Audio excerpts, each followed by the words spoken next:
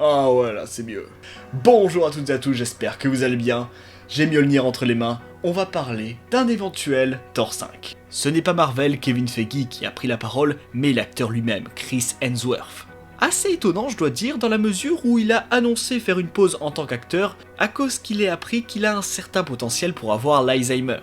Je pense que je réagirais pareil, c'est un sacré choc de savoir ça.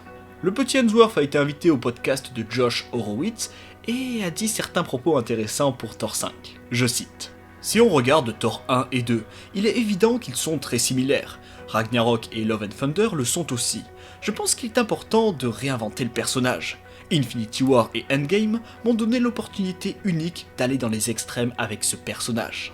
J'aime ça, ça garde le public en alerte, et ça me permet de rester investi. Je l'ai déjà dit, mais lorsque quelque chose devient trop familier, il y a un risque de succomber à la facilité.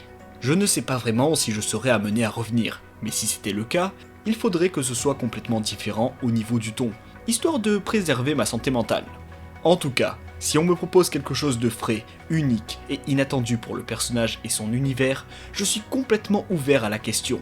C'est une expérience que j'ai toujours beaucoup aimée, et je suis très reconnaissant d'avoir eu l'opportunité de faire quelque chose de différent à chaque fois. Ça me fait extrêmement plaisir, je suis un gros fan de Thor, j'ai regardé tous les films, malgré que Thor Love and Thunder... J'ai détesté, j'ai détesté ce film.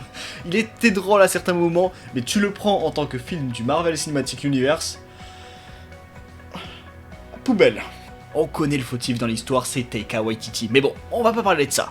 De ce qu'il dit, ça me rassure, car il veut quelque chose de différent, de quelque chose qui n'a pas encore été vu, et il a vu le côté blague. Le côté, mais vraiment, du fun, mais plus que l'absolu. Il a eu le côté très dramatique. On pourrait peut-être aller sur quelque chose d'assez sombre.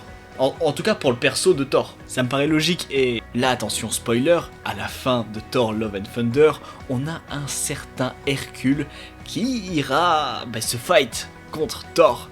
Et il y a moyen de faire quelque chose de sympathique, quelque chose de plus violent, de limite gladiateur, tu vois. Ça rassure aussi sur Chris Hemsworth. Il veut continuer à faire l'acteur, c'est un petit passage, il fait une petite pause, il a bien raison de profiter de sa famille, tout ça.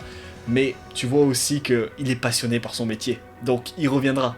Et c'est vraiment super cool de savoir ça. En tout cas, pour faire un bilan, Chris Hemsworth va revenir en tant qu'acteur, il veut incarner Thor dans d'autres films, et de ce qu'il dit, il va que accepter si, logiquement, on n'a pas le même réalisateur, et qu'on n'ait pas le même ton. Autrement dit, on n'est que sur du très très bon, que ça soit pour l'avenir du MCU et pour l'avenir de Chris Hemsworth. J'espère que la vidéo vous aura plu, que vous avez kiffé, n'hésitez pas à mettre un petit commentaire et je vous dis à très vite.